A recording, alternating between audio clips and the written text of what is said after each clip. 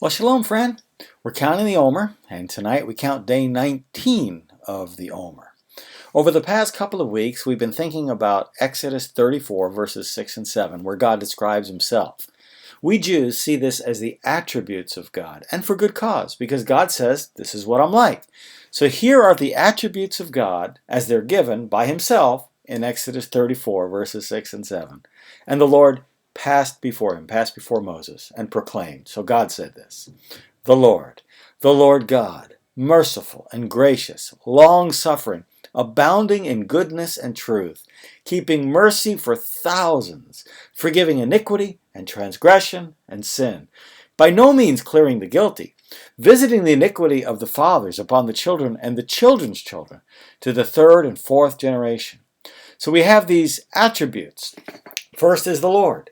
The second is the Lord God. So he repeats his name and he says this person by this name, Adonai, is Adonai who's God. And then it says he is merciful, he is gracious, he is long-suffering, he's abounding in goodness, he's abounding in truth, and for today, the ninth one, he keeps mercy for thousands. Now what does that mean, that God keeps mercy for thousands? The Jewish Publication Society translates that as extending kindness. But at the beginning of verse 7, we see this word mercy or kindness for extending kindness, but it's the same word that is used for goodness at the end of verse 6, where it says goodness and truth. So whatever goodness is at the end of verse 6 is what this extending kindness is at the beginning of verse 7. He extends it. The NIV and a lot of the other translations, instead of using the word mercy here, will actually just use the word love. The NIV ends Exodus 34, verse 6 with the phrase love and faithfulness. The actual Hebrew word for this word goodness or this word kindness at the beginning of verse 7 is that word chesed. Chesed is the Hebrew word that is most like the Greek word agape, and many of you will know the Greek word agape from John 3:16. For God so loved the world, for God so agaped the world, that he gave his only begotten Son, that whoever believes in him should not perish, but have everlasting life. So God extends his chesed, his abounding, his boundless goodness, his boundless love for thousands. What does that mean? Thousands of what? Well, thousands of generations. It actually sounds a lot like the second of the Ten Commandments. There, too, God talks about his mercy for thousands of generations as compared to the consequences of sin for just 3 or 4 generations. Listen to the second commandment. You shall not make for yourself a carved image, any likeness of anything that is in heaven above, or that is in the earth beneath, or that is in the waters under the earth. You shall not bow down to them, nor worship them. For I, the Lord your God, am a jealous God, visiting the iniquity of the fathers upon the children to the third and fourth generations of those who hate me, but showing mercy, showing this goodness, showing this kindness to thousands, to those who love me and keep my commandments.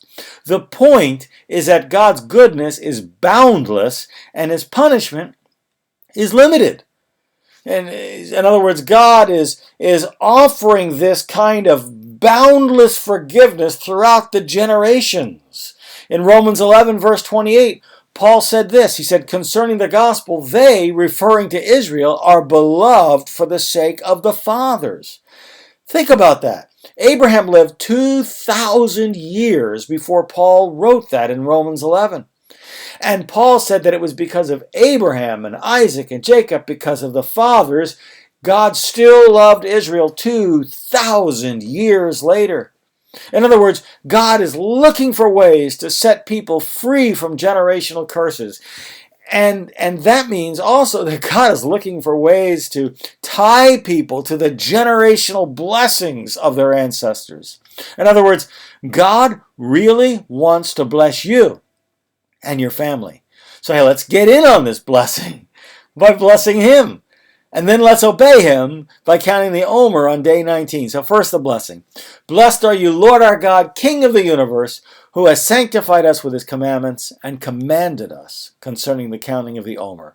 Baruch atah Adonai Eloheinu melech haolam, asher kirtzano b'mitzotav v'tzivanu al sefarat ha-Omer. and then the actual counting of the Omer, which is commanded in Leviticus 23, 15, and 16, we would say in English, today is 19 days, which is 2 weeks, and 5 days of the Omer. Or in Hebrew, Hayom Tisha Asar Yom Shehem Shnei Shavuot V'chamisha Yamim LaOmer. Again, in English, today is 19 days, which is 2 weeks, and 5 days of the Omer. Well, friend, God bless you. May the Lord bless you in ways that you can't even imagine. May He open up the windows of heaven and bless you. I hope to see you tomorrow as we continue to count the Omer.